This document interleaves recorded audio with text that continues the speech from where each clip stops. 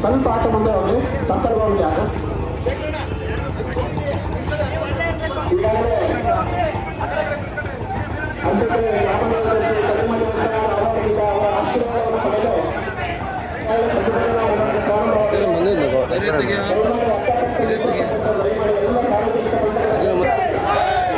ನಿಮ್ಮ ಮಕ್ಕಳ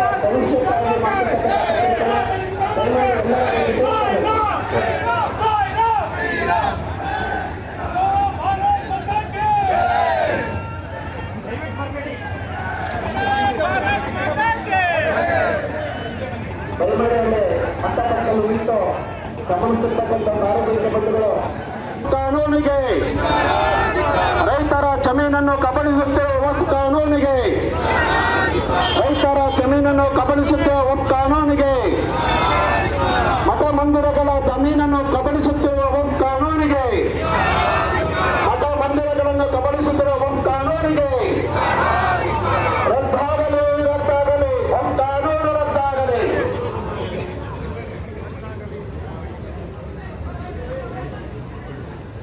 ಭಾರತ್ ಮಾತಾ ಕೆ ಸನಾತನ ಹಿಂದೂ ಧರ್ಮಕ್ಕೆ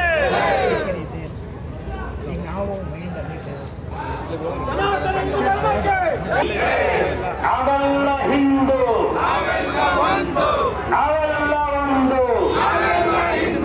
ನಾವೆಲ್ಲ ಹಿಂದೂ ನಾವೆಲ್ಲ ಒಂದು बोलो भारत माता की बोलो भारत माता की.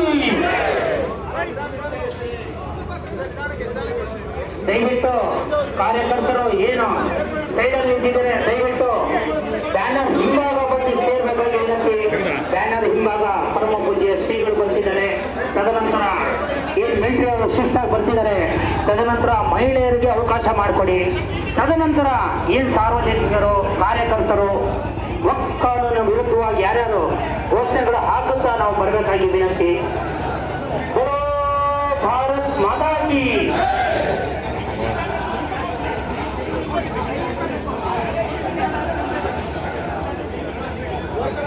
ಬ್ಯಾನರ್ ಹಿಂಭಾಗ ಶ್ರೀಗಳಿರ್ತಾರೆ. ಶ್ರೀಗಳ ಹಿಂಭಾಗ ಏನು ಮಿಲಿಟರಿಯವರಿದ್ದಾರೆ ಅವರು. ತದನಂತರ ಮಾತೆಯರಿಗೆ ಮಹಿಳೆಯರಿಗೆ ಅವಕಾಶ ಕೊಡಿ. ತದನಂತರ ನಮ್ಮ ಏನು ಕಾರ್ಯಕರ್ತರಿದ್ದಾರೆ ಹೋರಾಟಕ್ಕೆ ಯಾರು ಬಂದಿದ್ದಾರೆ ದಯವಿಟ್ಟು ಏನು ಆಜುಬಾಜು ನಿಂತಿದ್ದೀರ ದಯವಿಟ್ಟು ಬಂದು ಮೆರವಣಿಗೆಯಲ್ಲಿ ಪಾಲ್ಗೊಳ್ಳಲು ಬೇಕಾಗಿ ವಿನಂತಿ. ಭಾರತ್ ಮಾತಾ ಕಿ.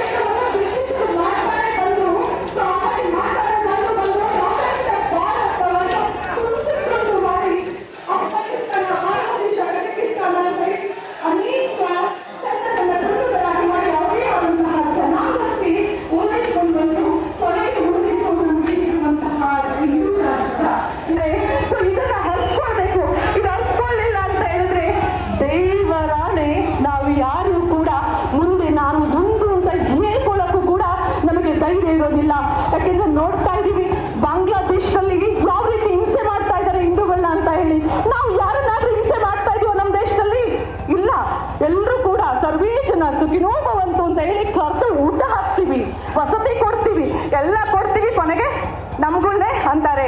ಸೊ ಒಬ್ಬ ನಾವು ಮಾತ್ರ ಜಾತ್ಯತೀತರಾಗಬೇಕು, ಉಳಿದವ್ರು ಯಾರು ಜಾತ್ಯತೀತರಾಗಂಗಿಲ್ಲ, ಅವ್ರದ್ದೇ ಆದಂಥದ್ದು ಇರಬೇಕು. ನಾವು ಮಾತ್ರ ಇಂದು ಎಲ್ಲ ರೀತಿಯಾದಂಥ ಸಹಿಸ್ಕೊಂಡು ಹೋಗುವಂಥದ್ದಾಗಬೇಕು ಅಂತ ಹೇಳಿದೆ ಈ ಕಾನೂನು. ಸೊ ಇದನ್ನ ತೊಲಗಿಸ್ಬೇಕು.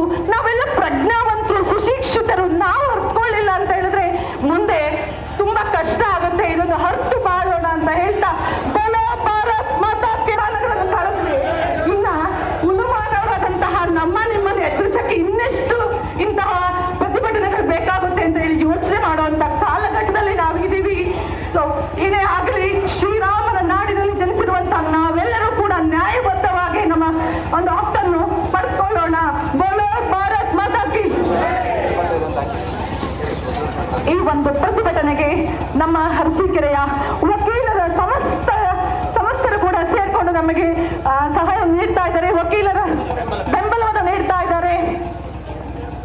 ಈ ಒಂದು ಕಾರ್ಯಕ್ರಮಕ್ಕೆ ಅರಸೀಕೆರೆ ಇದ್ದಾರೆ, ಅವ್ರಿಗೂ ಕೂಡ ಈ ನಮ್ಮ ಹಿರಿಯ ನಾಗರಿಕ ವೇದಿಕೆ ವತಿಯಿಂದ ಸ್ವಾಗತವನ್ನ ಕೋರ್ತಾ ಇದ್ದೇವೆ. ದಯಮಾಡಿ ಎಲ್ಲಾ ವಕೀಲರು ಬಂದು ಪ್ರತಿಭಟನೆ ರ್ಯಾಲಿಯಲ್ಲಿ ಸೇರ್ಕೊಬೇಕು ಅಂತ ಅಂದ್ಬಿಟ್ಟು ತಮ್ಮಲ್ಲಿ ಮನವಿ ಮಾಡ್ಕೊಳ್ತೇನೆ. ಭಾರತ್ ಮಾತಾ ಕಿ. ಈ ಒಂದು ಪ್ರತಿಭಟನಾ ಮೆರವಣಿಗೆಯನ್ನು ಅಕ್ಕಪಕ್ಕದಲ್ಲಿ ನಿಂತು ವೀಕ್ಷಿಸುತ್ತಿರುವಂತಹ ಪ್ರತಿಯೊಬ್ಬರು ಈ ಒಂದು ಪ್ರತಿಭಟನಾ ಮೆರವಣಿಗೆಯಲ್ಲಿ ಪಾಲ್ಗೊಳ್ಳೋಣ. ಸರ್, ನೀವೀಗೊಂದು ಕಳೆಯುವ ಗಂಟೆ ನಮ್ಮ ಮಕ್ಕಳ, ನಮ್ಮ ಮೊಮ್ಮಕ್ಕಳ ಉಜ್ವಲ ಭವಿಷ್ಯಕ್ಕಾಗಿ ಎಂದು ಭಾವಿಸಿ ದಯಮಾಡಿ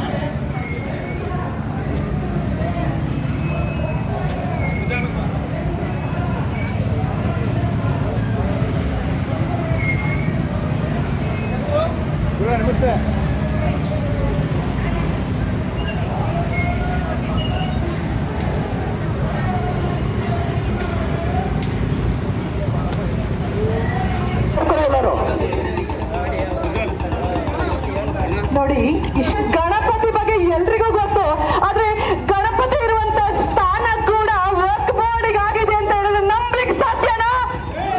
ನಂಬಲೇಬೇಕು ಆಗಿದೆ. ನೀವು ಇನ್ನೂ ಮಲಗಿದ್ರೆ ಹೀಗೆ ನಿದ್ದೆಯಲ್ಲಿ ತೂಗುಡಿಸ್ತಾ ಇದ್ರೆ ಖಂಡಿತವಾಗಿಯೂ ಕೂಡ ಅನುಭವಿಸ್ಬೇಕಾಗತ್ತೆ ಮುಂದೊಂದು ದಿನ. ಹುಟ್ಟಿದ್ದೇವೆ ಅಂತ ಗೊತ್ತಾಗಿದೆ.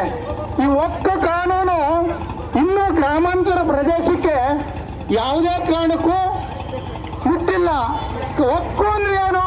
ನೀನು ನಮ್ಮನೆಲ್ಲ ಕೇಳ್ತಿದ್ರು, ಏನ್ರಿ ಸ್ಟ್ರೈಕು, ಒಕ್ಕು ಕಣೆ ಅಂದ್ರೆ ಏನು ಒಕ್ಕು ಅಂದ್ರೆ ಅಂತ ಪ್ರಸ್ತಾಪ ಮಾಡ್ತಿದ್ರು ಹೆಂಗಸರುಗಳು.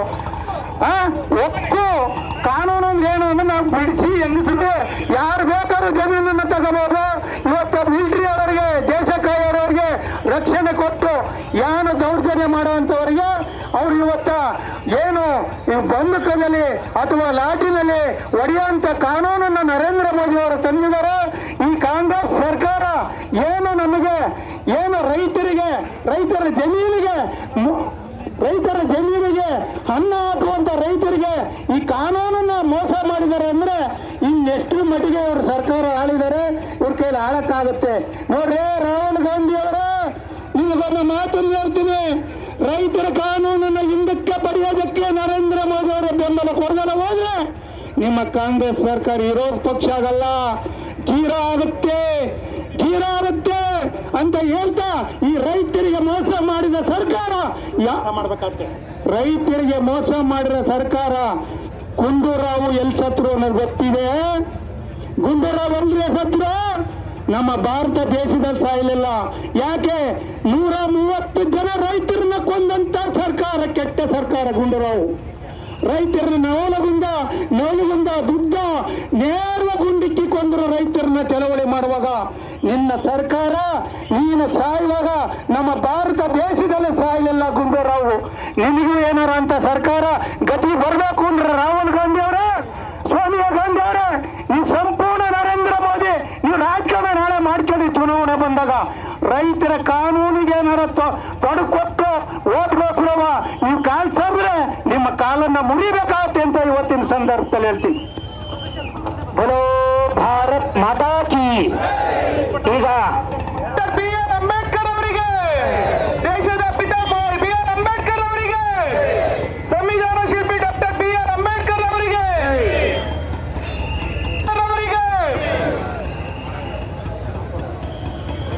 ದಯಮಾಡಿ ಮಾಲಾರ್ಪಣೆ ಮಾಡೋರು ಯಾರೋ ಒಂದಿಬ್ರು ಮೂರು ಜನ ಹೋಗಿ ದಯಮಾಡಿ ಬೇಗ ಮಾಲಾರ್ಪಣೆ ಮಾಡಿ ಬರಬೇಕು. ಶ್ರೀಗಳು ಧ್ವನಿ ಬರಲಿ. ಭಾರತ್ ಅಂತೀವಿ, ಆದ್ರೆ ನಮ್ಮ ದೇಶವನ್ನು ಭಾರತ ಮಾತೆ ಅಂತೀವಿ. ಯಾಕಂತ ಹೇಳಿದ್ರೆ ಇಲ್ಲಿಯ ಸಂಸ್ಕೃತಿ, ಪರಂಪರೆ, ಹೆಣ್ಣಿಗೆ ನೀಡುವಂತಹ ಗೌರವ, ಇವೆಲ್ಲದರ ಪ್ರತೀಕ ನನ್ನ ದೇಶ, ನಮ್ಮ ದೇಶ ಭಾರತ. ಇಂತಹ ಭಾರತದಲ್ಲಿ ಬಹುಸಂಖ್ಯಾತರಾಗಿರುವಂತಹ ನಾವೇನು ನಮಗೆ ಸಪರೇಟ್ ಕಾನೂನು ಅಂತ ಕೇಳ್ತಾ ಇಲ್ಲ. ಬರೀ ಖ್ಯಾತೆ ತೆಗೆದಿದ್ದೇ ಬೇರೆ ಬೇರೆ ಕಮ್ಯುನಿಟಿಯಿಂದ ಖ್ಯಾತೆ ತೆಗೆದು ನಮಗೆ ನಮ್ಮದೇ ಆದಂತಹ ಪ್ರತ್ಯೇಕವಾದಂತಹ ಚುನಾವಣಾ ವ್ಯವಸ್ಥೆ ಬೇಕು, ಪ್ರತ್ಯೇಕವಾದಂತಹ ರಾಜ್ಯ ಬೇಕು, ಪ್ರತ್ಯೇಕ ಪ್ರದೇಶ ಬೇಕು ಅಂತ ಹೇಳ್ಕೊಂಡು ಬಂದು ಬ್ರಿಟಿಷರನ್ನು ಓಲೈಸಿ ಅವರನ್ನು ಬುಟ್ಟಿಗೆ ಹಾಕೊಂಡು ತಮ್ಮದೇ ಆದಂತಹ ರಾಷ್ಟ್ರ ನಿರ್ಮಾಣ ಮಾಡಿಕೊಂಡ್ರು. ಇವತ್ತು ಅದು ಕತ್ತಲೆಯಲ್ಲೇ ಇದೆ. ಏನು ಆಗಸ್ಟ್ 14 ರಾತ್ರಿ ಸ್ವತಂತ್ರ ತೆಗೆದುಕೊಂಡಂತಹ ಪಕ್ಕದ ಪಾಕಿಸ್ತಾನ ಇವತ್ತು ಕತ್ತಲೆಯಲ್ಲಿದೆ. ಆದ್ರೆ ನಾವು ಇಡೀ ಜಗತ್ತಿಗೆ ಬೆಳಕನ್ನು ನೀಡ್ತಾ ಇದ್ದೀವಿ. ಅಂತಹ ಭಾರತ ಮಾತೆಗೆ ಅನ್ಯಾಯ ಆಗ್ತಾ ಇದೆ ಅಂತ ಹೇಳಿದ್ರೆ ಮೂಕರಾಗಬೇಡಿ, ಕಿವುಡರಾಗಬೇಡಿ, ಚಾಣಕ್ಯವನ್ನು ಆಗಲೇಬೇಡಿ, ಎದ್ದೇಳಿ. ನಾವು ಪ್ರತಿಭಟಿಸಬೇಕು ತಮ್ಮದೇ ಆದಂತಹ ಕಾನೂನಿಗೆ. ಯಾಕಂದ್ರೆ ಇಲ್ಲಿ ಹತ್ತನೇ ಹಾಲು ಕೊಡಲ್ಲ. ಹಿಂದೆ ಕಳಿಸಿ ದರ್ಶನ್, ನಮ್ಮ ಸ್ವಯಂ ಸೇವಕರು ಅಲ್ಲಿರೋರು, ಅವ್ರನ್ನೆಲ್ಲ ಹಿಂದೆ ಕಳಿಸಿ. ನೀವೇ ಮುಂದೆ ಹತ್ರ ಹೇಗೆ ದಯಮಾಡಿ ರಸ್ತೆಯ ಇಕ್ಕೆಲಗಳಲ್ಲಿರ್ತಕ್ಕಂಥ ನಮ್ಮ ಕಾರ್ಯಕರ್ತರು ದಯಮಾಡಿ ರಸ್ತೆಯ ಇಕ್ಕೆಲಗಳಲ್ಲಿರ್ತಕ್ಕಂಥ ನಮ್ಮ ಕಾರ್ಯಕರ್ತರು ಪರಮ ಪೂಜ್ಯರ ಸಾಲನ್ನ ಸೇರ್ಕೋಬೇಕು. ದಯಮಾಡಿ ಎಲ್ಲ ಕಾರ್ಯಕರ್ತರು ಪರಮ ಪೂಜ್ಯರ ಹಿಂಬದಿ ಸಾಲನ್ನ ಸೇರ್ಕೋಬೇಕು ಅಂತ ಕೇಳ್ಕೊತಾ ಇದ್ದೇವೆ. ದಯಮಾಡಿ ಸರ್, ದಯಮಾಡಿ ಸ್ವಾಮಿಗಳೇ, ದಯಮಾಡಿ ಎಲ್ಲ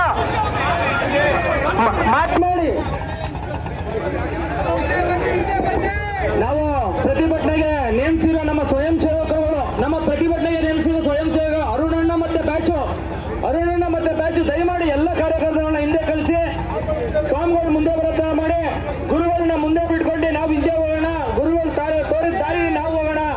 ಗುರುಗಳಿಗೆ ನಾವು ದಾರಿ ತೋರೋಷ್ಟು ದೊಡ್ಡವರಲ್ಲ. ದಯಮಾಡಿ ಗುರುಗಳು ತೋರಿದ ದಾರಿಲಿ ನಾವು ಹಿಂದೆ ಹೋಗೋಣ ಅಂತ ಹೇಳ್ತೀನಿ. ಭಾರತ್ ಮಾತಾ ಕಿ.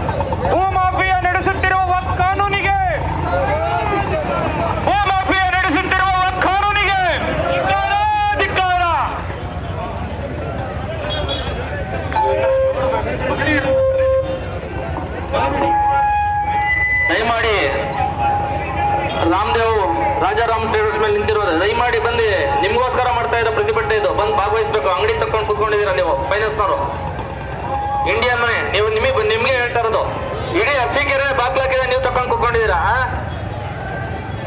ಯಾರು ನೀವು ದೇಶದವರ ಇಲ್ಲ ಬೇರೆ ದೇಶದವರು ಅಂತ ಅರ್ಥ ಆಗ್ತಾ ಇಲ್ಲ ನಮ್ಗೆ. ಇಡೀ ಅರಸೀಕೆರೆನೇ ರದ್ದಾಗಿದೆ.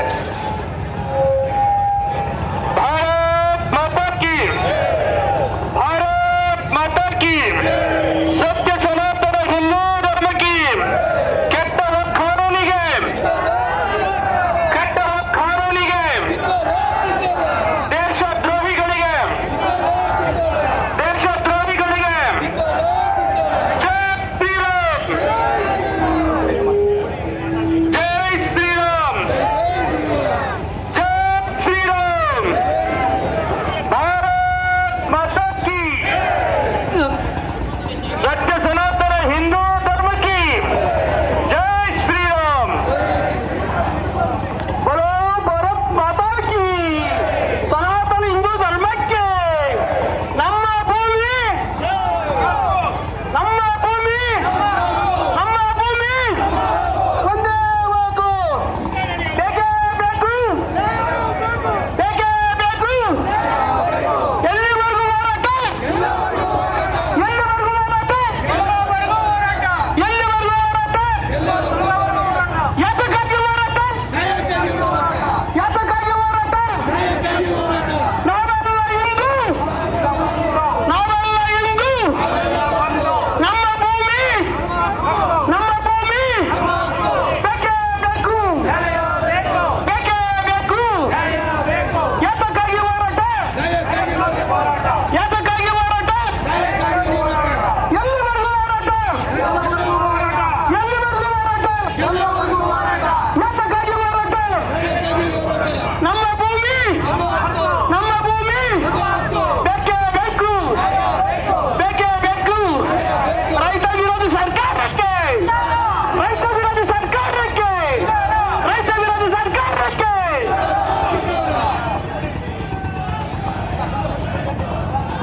ರೈತ ವಿರೋಧಿ ಸರ್ಕಾರ ಅಂದ್ವಿ. 2000ಕ್ಕೆ ಆಸೆ ಪಟ್ರಿ, ಇನ್ನೇನು ನಾವು ಭೂಮಿ ಕಳ್ಕೊಳ್ದೆ ಇನ್ನೇನು ಕಳ್ಕೊಳ್ಳೋಕೆ ಉಳ್ಕೊಂಡಿದ್ದೆ ಅಂತ ಮಾತಾಡೋದು ಅಣ್ಣ. ಆಯ್ತಾ, 2000ಕ್ಕೆ ಆಸೆ ಪಟ್ವಿ, ಫ್ರೀ ಬಸ್ ಸಿಕ್ತು ಅಂತ ಆಸೆ ಪಟ್ವಿ, ಎಲ್ಲ ಪುಗ್ಸಟ್ಟೆ ಪುಗ್ಸಟ್ಟೆ ಪುಗ್ಸಟ್ಟೆ ಅಂತ ಆಸೆ ಪಟ್ರಿ, ಇನ್ನೇನಾಗುತ್ತೆ ಹೇಳ್ರಿ? ಹೀಗೆ ಆಗೋದು. ನಮ್ಮ ದೇಶ ಪರಂಪರೆ ಎಲ್ಲವೂ ಕೂಡ ಕ್ರಿಸ್ತಪೂರ್ವ 320ರಲ್ಲಿ ಮೌರ್ಯ ಸಾಮ್ರಾಜ್ಯದ ಸ್ಥಾಪನೆಯೊಂದಿಗೆ ಅಖಂಡ ಭಾರತ ಪ್ರಪಂಚದಾದ್ಯಂತ ಗುರುತಿಸಿಕೊಂಡಿತ್ತು. ಮೌರ್ಯರ ಚಕ್ರವರ್ತಿ ಅಶೋಕ ಚಕ್ರವರ್ತಿ ಆಗಿದ್ರು, ಇಡೀ ಭೂಖಂಡಕ್ಕೆ ಚಕ್ರವರ್ತಿ ಸಾಮ್ರಾಟನಾಗಿದ್ರು. ಭಾರತ ಸನಾತನ ಭಾರತ ಕ್ರಿಸ್ತಪೂರ್ವ 320ರಲ್ಲಿ ಮೌರ್ಯ ಸಾಮ್ರಾಜ್ಯದ ಸ್ಥಾಪನೆಯೊಂದಿಗೆ ಇಲ್ಲಿ ರಾಜಮನೆತನಗಳ ಪರಿಕಲ್ಪನೆ ಅಸ್ತಿತ್ವಕ್ಕೆ ಬಂತು. ಸೊ ಮೌರ್ಯ ಸಾಮ್ರಾಟ ಅಶೋಕ ಚಕ್ರವರ್ತಿ ಇಡೀ ಭೂಖಂಡದ ಚಕ್ರವರ್ತಿಯಾಗಿದ್ರು. ಶಾಂತಿ, ಶಿಸ್ತು, ಸಂಯಮ, ಧರ್ಮ ಪ್ರಸಾರಗಳ ಮುಖಾಂತರ ಜಗದ್ವಿಖ್ಯಾತರಾದ್ರು. ಅಂತಹ ಸಾಮ್ರಾಟನ ಆಸ್ಥಾನದಲ್ಲಿರುವಂತಹ ನಾವೆಲ್ಲರೂ ಕೂಡ ಒಂದು ರೀತಿಯ ಸಾಮ್ರಾಟರೇ. ಆದ್ರೆ ಇಲ್ಲಿರುವಂತಹ ಕಾನೂನುಗಳು ಅವರಿಗೆ ಬೇಕಾದ ಹಾಗೆ ತಿರುಚಿದಂತಹ ಕಾನೂನುಗಳು ಮೌರ್ಯ ಸಾಮ್ರಾಜ್ಯವನ್ನು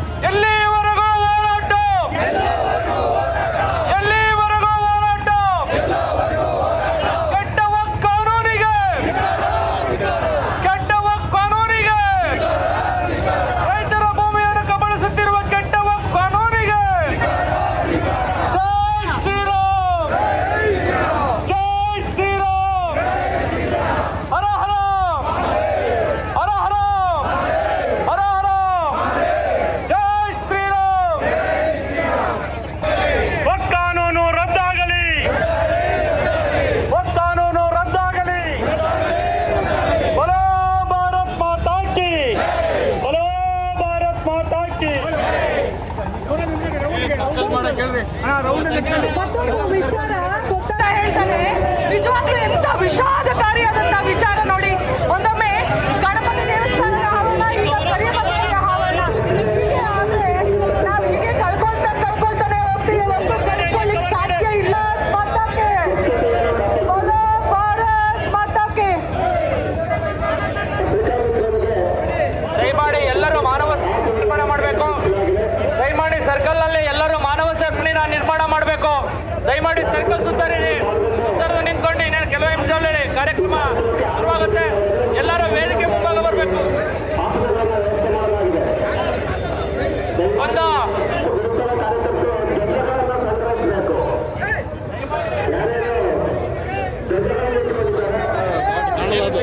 ದಯಮಾಡಿ ಟಿಪಿ ಸರ್ಕಲ್ ನಲ್ಲಿ ಎಲ್ಲ ಕಾರ್ಯಕರ್ತರು ಜೋರಾಗಿ ತಮ್ಮ ಕೈಯಲ್ಲಿರುವ ಧ್ವಜಗಳನ್ನ ಜೋರಾಗಿ ಹಾರಿಸಬೇಕು ಅಂತ ಹೇಳ್ತಾ ಇದ್ದೇವೆ.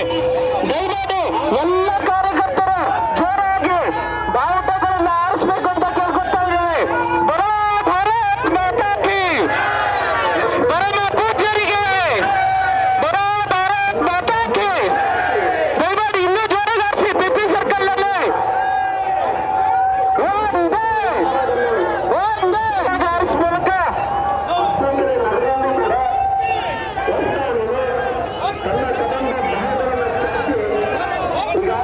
ಬರೋ ಭಾರತ್ ಮಾತಾ ಕೀ, ಬರೋ ಭಾರತ್ ಮಾತಾ ಕೀ, ಬರೋ ಭಾರತ್ ಮಾತಾ ಕೀ.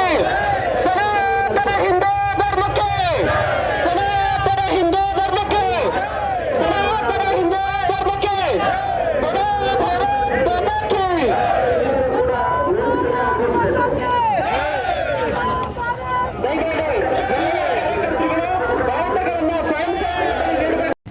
ಬಾಬಾ ಸಾಹೇಬ್ ಅಂಬೇಡ್ಕರ್ ಹೇಳಿದ್ರು, ನಾನು ಹೇಳೋದಲ್ಲ ಅಡ್ಡಣ್ಣ ಕಾರ್ಯಪ್ಪ, ನಾಳೆ ಬೇರೆ ಪೊಲೀಸರು ಎಫ್ಐಆರ್ ಮಾಡ್ಕೊಳ್ಬಹುದು, ಇದು ಅಡ್ಡಣ್ಣ ಕಾರ್ಯಪ್ಪ ಹೇಳಿದ್ರು ಅಂತ ನಾನು ಹೇಳೋದಲ್ಲ, ನೀವು ರೆಕಾರ್ಡ್ ಮಾಡ್ಕೊಳ್ಳಿ.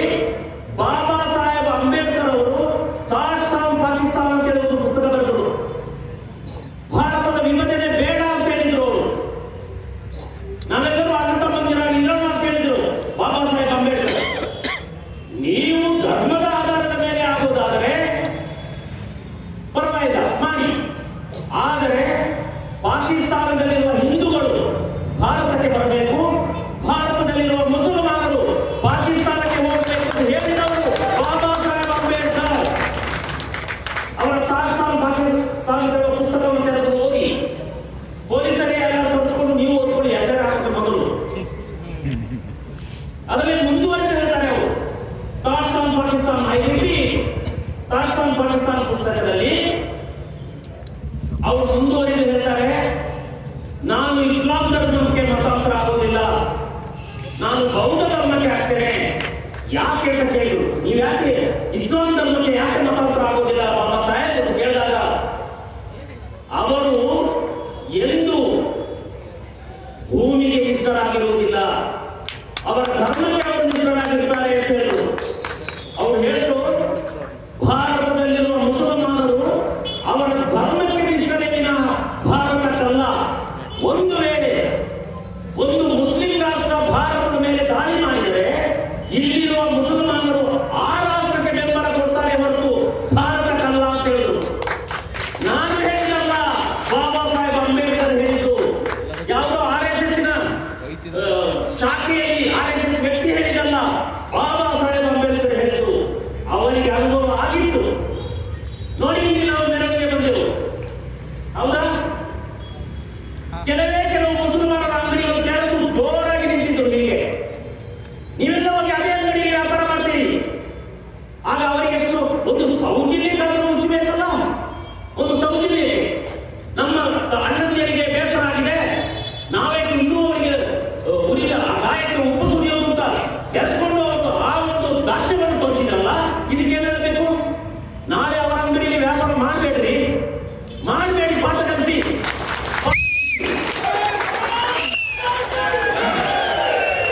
ಯಾಕೆ ಇವರಿಗೆ? ನಮಗೆ ಎಲ್ಲಿದೆ ರಾಷ್ಟ್ರ? ನಮಗಿರುವುದು ಒಂದೇ ಈ ತಾಯಿ ಭಾರತೀಯ ಈ ಮಡಿಲು, ಈ ಭಾರತ ಮಾತೆಯ ಈ ಭೂಮಿ, ನಮ್ಮ ಹಿಂದೂಗಳಿಗೆ ಇರುವುದು ಒಂದೇ. ಆದರೆ ದುರದೃಷ್ಟವಶಾತ್ ನೋಡಿ, ನಮ್ಮಲ್ಲಿ ಧರ್ಮದ ಪೋಷಣೆ ಕಡಿಮೆ ಆಗಿದೆ. ಎಲ್ಲ ಜಾತಿ ಒಂದು ಮಠಗಳಾಗಿ ಜಾತಿಗೊಂದು ಮತ, ಆಯಾ ಜಾತಿಯನ್ನು ಮಾತ್ರ ಘೋಷಣೆ ಮಾಡುವ ಮತ. ಹೀಗಾಗಿ ಹಿಂದೂಗಳನ್ನ ಈ ನಮ್ಮ ಮತಗಳೇ ಹೊಡೆದು ಬಿಟ್ಟಿವೆ. ನೀನು ಆ ಮತ ಕುರುಬರ ಮತ, ಇದು ಇನ್ನೊಂದು ಲಿಂಗಾಯತ ಮತ, ಇನ್ನೊಂದು ಮಾಗರ ಮತ, ಇನ್ನೊಂದು ಒಕ್ಕಲಿಗ ಮತ. ನಾನು ಕೊಡವ ನಮಗೇನು ಮತ ಇಲ್ಲ, ಅದಕ್ಕಾಗಿ ಅಂತ ಹೇಳ್ತಾ ಇದ್ದೇನೆ. ಆದರೆ ಮತ ಬೇಕು, ಮತ ಧರ್ಮದ ಘೋಷಣೆಗೆ ಬೇಕು, ಹಿಂದೂ ಧರ್ಮದ ಘೋಷಣೆಗೆ ಬೇಕು. ಎಲ್ಲಿದೆ ಹಿಂದೂ ಧರ್ಮದ ಘೋಷಣೆ? ಇವತ್ತೊಂದು ಸ್ವಾಮೀಜಿ ಬಂದೇ ಇಲ್ಲ. ಯಾಕೆ ಸ್ವಾಮೀಜಿ ನೀವು ಬಂದಿಲ್ಲ? ಇಲ್ಲಪ್ಪ, ಅಲ್ಲಿ ನಮಗೆ ಮುಸಲ್ಮಾನರೆಲ್ಲ ನಮ್ಮ ಮಠಕ್ಕೆ ಬರ್ತಾರೆ, ಆದ್ದರಿಂದ ನಾವು ಬರೋದಿಲ್ಲ. ಬೇಸರ ಆಗ್ತದೆ. ಇವರೆಲ್ಲ ಸನ್ಯಾಸಿಗಳು, ಎಲ್ಲವನ್ನು ತ್ಯಾಗ ಮಾಡಿದ ಪರಿತ್ಯಾಗಿಗಳು. ಇವರನ್ನು ನಂಬಿ ನಾವಿದ್ದೇವೆ. ನಾನು ಇವರೇ ಕೈ ಬಿಟ್ಟು ಬಿಟ್ರೆ ನಾವು ಎಲ್ಲಿ ಹೋಗೋದು? ಜಾತಿ ಜಾತಿ ಜಾತಿ ಜಾತಿ ಎಷ್ಟು ಜಾತಿ? ಸಿದ್ದರಾಮಯ್ಯನವರಿಗೆ ಕೇಸರಿ ಕಂಡರೆ ಆಗೋದಿಲ್ಲ. ಕೇಸರಿ ಕಂಡರೆ ಸಿದ್ದರಾಮಯ್ಯನಿಗೆ ಆಗೋದಿಲ್ಲ. ಅವರಿಗೆ ಹಸಿರು ಕಂಡರೆ ಪ್ರೀತಿ, ಮುಲ್ಲಾಗಳ ಟೋಪಿ ಕಂಡರೆ ಪ್ರೀತಿ. ಅಲ್ಲರಿ ಸಿದ್ದರಾಮಯ್ಯನವರೇ, ನೀವು ಗೌರವಾನ್ವಿತ ಮುಖ್ಯಮಂತ್ರಿಗಳು, ನಿಮ್ಮ ಮೇಲೆ ಗೌರವ ಇದೆ. ಒಬ್ಬ ಕುರುಬ ಜನಾಂಗದವರು ಮುಖ್ಯಮಂತ್ರಿ ಆಗಿದ್ದೀರಾ, ಹಿಂದುಳಿದ ವರ್ಗದವರು ಒಬ್ಬರು ಮುಖ್ಯಮಂತ್ರಿ ಆಗಿದ್ದೀರಾ, ನಮಗೆ ಹೆಮ್ಮೆ ಇದೆ. ಆದರೆ ನೀವು ಮಾಡ್ತಿರೋದೇನು? ಮುಸ್ಲಿಂ ತುಷ್ಟೀಕರಣ ಅಲ್ವಾ? ಪೊಲೀಸರವರನ್ನು ಅಡ್ಡಾಡಿಸಿಕೊಂಡು ಹೊಡೆದವರು, ಪೊಲೀಸ್ ಸ್ಟೇಷನ್ಗೆ ಬೆಂಕಿ ಕೊಟ್ಟವರನ್ನ ಬಿಡಿಸ್ತೀರಲ್ರಿ. ಒಬ್ಬ ಕ್ರಿಮಿನಲ್ಗಳನ್ನು ಬಿಡಿಸಿದವರನ್ನು ಏನ್ ಹೇಳ್ಬೇಕು? ಅವರು ಕ್ರಿಮಿನಲ್ಗಳೇ. ದೇಶ ಏನಾಗಬಹುದಲ್ಲ ಹೇಳಿ? ಹುಬ್ಬಳ್ಳಿಯ ಗಲಾಟೆಯಲ್ಲಿ ಅಷ್ಟು ಜನರು ಬಿಡಿಸಿದ್ರು. ಆದರೆ ನಮ್ಮ ಸರ್ಕಾರ ನೋಡಿ, ನಮ್ಮ ಸರ್ಕಾರ ಹಿಂದೂ ಕಾರ್ಯಕರ್ತರ ಕೊಲೆ ಆಯ್ತು, ಆದರೂ ಸುಮ್ಮನೆ ಇದ್ದು ಬಿಟ್ರು. ಯಾಕಂದ್ರೆ ಜಾತಿ ಅತೀತ ಏನು ಬದನೆಕಾಯಿ ಜಾತಿ ಅತೀತ? ನಮ್ಮ ಕೋರ್ಟ್ಗಳಲ್ಲಿ ಇಲ್ಲಿ ವಕೀಲರಿದ್ದಿರ್ಬೋದು ಇದ್ದಷ್ಟೆಲ್ಲ. ನಮ್ಮ ಕೋರ್ಟ್ಗಳಲ್ಲಿ ಭಗವದ್ಗೀತೆ ಇತ್ತು ಸ್ವಾಮೀಜಿ, ಭಗವದ್ಗೀತೆ ಇತ್ತು, ತೆಗೆದು ಬಿಟ್ರು. ಯಾಕೆ? ಮುಸಲ್ಮಾನರಿಗೆ ಭಗವದ್ಗೀತೆ ಹರಾಮಾಗಿರುವಾಗ ಕ್ರಿಶ್ಚಿಯನರಿಗೆ ಅದನ್ನು ಬೈಬಲೇ. ಹಾಗಾಗಿ ಭಗವದ್ಗೀತೆ ಬೇಡ. ಇನ್ನು ಸತ್ಯ ಹೇಳುವ ಪ್ರಮೇಯ ಎಲ್ಲ ಸುಳ್ಳೆ. ಕೊಂದವನು ಕೊಲೆಗಾರ ಅಲ್ಲ, ಕತ್ತವನು ಕಳ್ಳ ಅಲ್ಲ. ಇದು ಭಗವದ್ಗೀತೆಯಲ್ಲಿ ಹೋದ ಪರಿಣಾಮ. ಒಂದೇ ಮಾತ್ರ ನಮ್ಮ ಭಾರತದ ಹೃದಯದ ಅಂತರಾಳವನ್ನು ಎಚ್ಚರಿಸಿದ ಗೀತೆ. ಇದೇ ಮುಸಲ್ಮಾನರಿಗೆ ಅದನ್ನು ತುಂಡರಿಸಲಾಯ್ತಲ್ಲ. ಗಾಂಧೀಜಿಗೆ ಹಠವನ್ನು ಕೂಟರಲ್ಲ. ನಮ್ಮ ಮೇಲೆ ದಾಳಿ ಮಾಡಿದ ಪಾಕಿಸ್ತಾನಕ್ಕೆ 55 ಕೋಟಿ ರೂಪಾಯಿ ಕೊಡಿ, ಇಲ್ಲದಿದ್ದರೆ ನಾವು ಸತ್ತು ಹೋಗ್ತೇನೆ ಅಂತ ಉಪವಾಸ ಕೂತರಲ್ಲ ಮಹಾತ್ಮ ಗಾಂಧಿ. ಇದು ಚರಿತ್ರೆ ಸ್ವಾಮೀಜಿ, ಇದು ಚರಿತ್ರೆ. 55 ಕೋಟಿ ರೂಪಾಯಿ ಕೊಟ್ಟರಲ್ಲ, ನಮ್ಮ ಮೇಲೆ ಯುದ್ಧ ಮಾಡುವ ಸರ್ಕಾರಕ್ಕೆ ಎಷ್ಟು ಯೋಧರು ಸತ್ತು ಹೋದರು. ನಾನು ಯೋಧರ ನಾಡಿನಿಂದ ಬಂದಿದ್ದೇನೆ, ಫೀಲ್ಡ್ ಮಾರ್ಷಲ್ ಕಾರ್ಯಪ್ಪನ ಊರಿನಿಂದ ಬಂದಿದ್ದೇನೆ, ಜನರಲ್ ತಿಮ್ಮಯ್ಯನವರ ಊರಿನಿಂದ ಬಂದಿದ್ದೇನೆ, ಯೋಧರ ನಾಡಿನಿಂದ ಬಂದಿದ್ದೇನೆ. ನನ್ನ ಒಬ್ಬಣ್ಣ ಕಾರ್ಗಿಲ್ನಲ್ಲಿ ಸತ್ತು ಹೋದ. ಈ ನೋವು ನಮಗಿದೆ. ಮುಖ್ಯಮಂತ್ರಿ ಸಿದ್ದರಾಮಯ್ಯನವರೇ, ನಿಮ್ಮ ಮಗ ಹೇಗೆ ಸತ್ತಿದ್ದು? ಬಾಂಬ್ಸನ್ನಿಂದ ಏಟು ಬಿದ್ದು, ಯುದ್ಧ ಮಾಡಿ ಅಲ್ಲ. ಚೆನ್ನಾಗಿ ತಿಳ್ಕೊಳ್ಳಿ. ಈ ದೇಶದಲ್ಲಿ ವಕ್ಫ್ ಬೋರ್ಡ್, ಏನು ವಕ್ಫ್ ಬೋರ್ಡ್? ಆ ನರಸಿಂಹರಾವ್ ಅಂತ ಹೇಳುವ ಒಬ್ಬರು ಪ್ರಧಾನಿಯಾಗಿದ್ದರು. ಅವರು ಆ ವಕ್ಫ್ ಬೋರ್ಡ್ಗೆ ಇನ್ನೊಂದು ತಿದ್ದುಪಡಿ ತಂದರು. ಯಾವುದು ಆಸ್ತಿಯನ್ನು ಭಾವಿಸುತ್ತಾರೋ ಅದು ಆಸ್ತಿ ಇದ್ದೇವೆ. ನಾಳೆ ಆ ಕನ್ನಿಕಾ ದೇವಾಲಯ ಇದೆಯಲ್ಲ ಸೆಟ್ರದ್ದು, ಅದು ಒಪ್ಪಾಸ್ತಿ. ನಿಮ್ಮ ಗ್ರಾಮ ದೇವತೆ ಕರಿಯಮ್ಮ ಇದ್ದಾರಲ್ಲ, ಅದು ಒಪ್ಪಾಸ್ತಿ. ಅವರು ಭಾವಿಸಿಕೊಂಡ್ರೆ ಸಾಕು. ಇದು ಕರಿಯಮ್ಮ ಅಲ್ಲ, ಕಾನಮ್ಮ ಅಂತ ಹೇಳ್ಬಿಡ್ತಾರೆ ಅವರು. ನಾಳೆ ಕಾನಮ್ಮ, ಕರಿಯಮ್ಮ ಅಲ್ಲ, ಅದು ಅವರ ಆಸ್ತಿ. ಎಲ್ಲಿ ಅದರಲ್ಲಿ ನಮ್ಮ ಸ್ವಾಮೀಜಿ ಅವರು ಎತ್ತಿ ತೋರಿಸಿದ್ರು. ಎಲ್ಲೆಲ್ಲಿ ಗೋಮಾಳಗಳಿದೆಯೋ ಅದೆಲ್ಲವೂ ಒಟ್ಟು ಆಸ್ತಿ. ಯಶೋದಮ್ಮ ಒಂದು ಆರ್ಟಿಸಿಯಲ್ಲಿ ಬಾಡಿ ಇದೆ, ಅದು ಒಟ್ಟು ಆಸ್ತಿ. ಇವತ್ತು ನಮ್ಮ ಯೋಧರು, ಕಾರ್ಗಿಲ್ನಲ್ಲಿ ಸತ್ತ ಯೋಧರು, ಅನೇಕ ಯೋಧರು, ಅವರಿಗೆ ಕೊಡ್ಲಿಕ್ಕೆ ಜಾಗ ಇದೆಯಾ? ಕೊಟ್ಟು ನೋಡಿ, ಒಂದು 2 ಎಕರೆ ನೋಡೋಣ. ಕೊಡ್ರಿ ಸಿದ್ದರಾಮಯ್ಯ, ಒಂದು 2 ಎಕರೆ ನಮ್ಮ ಯೋಧರಿಗೆ ಕೊಡಿ. ನೀವು ಮುಲ್ಲಾಗರಿಗೆ ಕೊಡ್ಲಿಕ್ಕೆ ಹೊರಟಿದ್ದೀರಲ್ಲ, ಇವರಿಗೆ ಕೊಡಿ. ಇದನ್ನು ನಾವು ಕೇಳ್ತಾ ಇದ್ದೇವೆ. ಜವಾಹರ್ ನೆಹರು ಒಬ್ಬ ಮತಾಂತರಿ ಮುಸ್ಲಿಮರ ವಂಶಜನಾದ್ದರಿಂದ ಈ ವಕ್ಫ್ ಬೋರ್ಡ್ ಅನ್ನು ಜಾರಿಗೆ ತಂದರು. ಹಾಗಾದ್ರೆ ಸನಾತನ ಧರ್ಮಗಳಲ್ಲಿ ಇನ್ನೂ ಇದೆ. ಜೈನರಿದ್ದಾರೆ, ಬೌದ್ಧರಿದ್ದಾರೆ, ಸಿಖ್ಖರಿದ್ದಾರೆ, ಅದೇ ಇವರೆಲ್ಲ ಅಲ್ಪಸಂಖ್ಯಾತರೇ.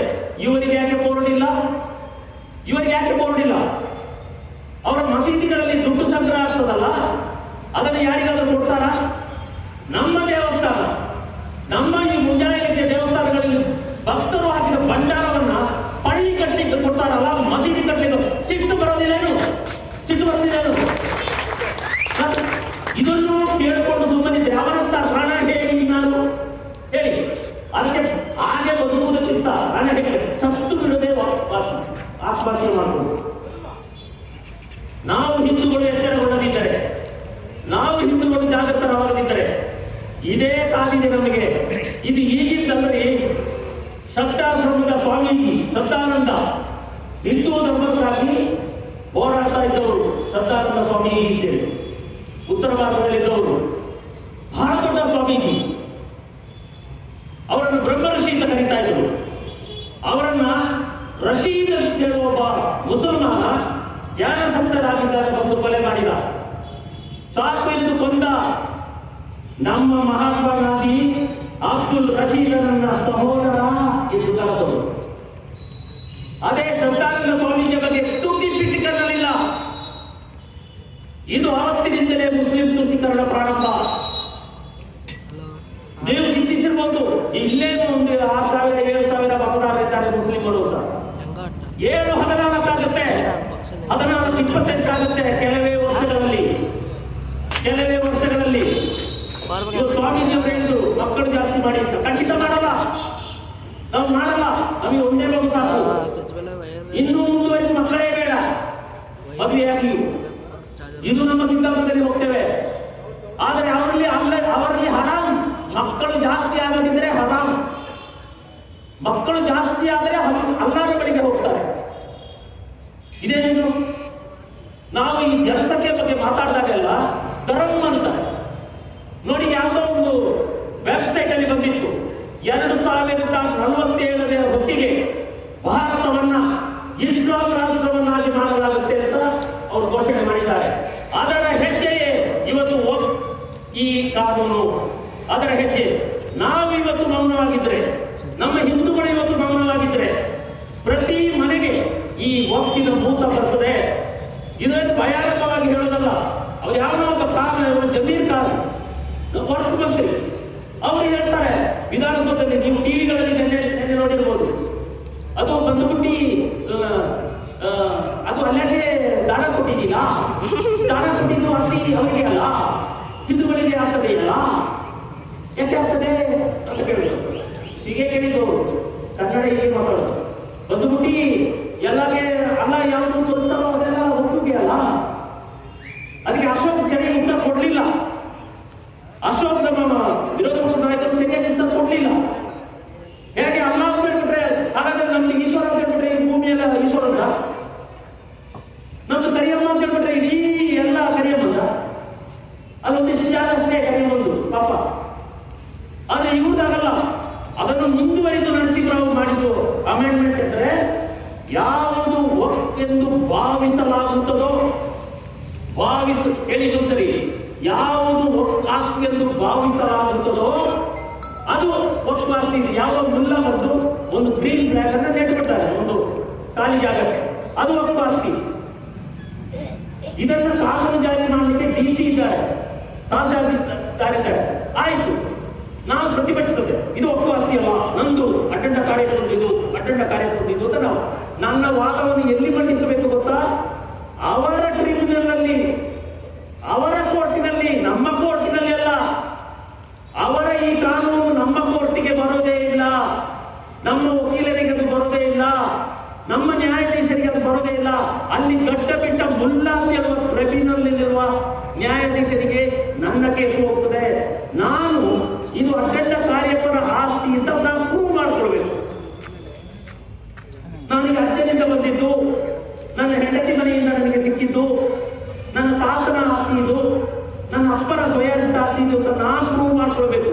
ನಾನು ಪ್ರೂವ್ ಮಾಡಿದ್ರು ಇಲ್ಲ ಅದು ಸಮಂಜಸ ಆಗಿಲ್ಲ, ಅದು ಬಿಟ್ಟು ಇದು ಅಲ್ಲದಿ ಆಸ್ತಿ ಅಂತ ಅವನು ಜಡ್ಜಿ ಹೇಳ್ಬಿಟ್ರೆ ಅದು ಅಲ್ಲಂತೆ, ನಂದಲ್ಲ. ಮತ್ತೆ ಇನ್ನೊಂದು ಟ್ಯಾಕ್ಟಿಕ್ಸ್ ಮಾಡ್ತಾ ಇದ್ರೆ, ಅರ್ಜನ್ ವರ್ಷಗಟ್ಟಲೆ ಅರ್ಜನ್ ಮಾಡಿ ಒಂದು ತಲೆಮಾರು ಸತ್ತೇ ಹೋಗುತ್ತೆ. ಒಂದು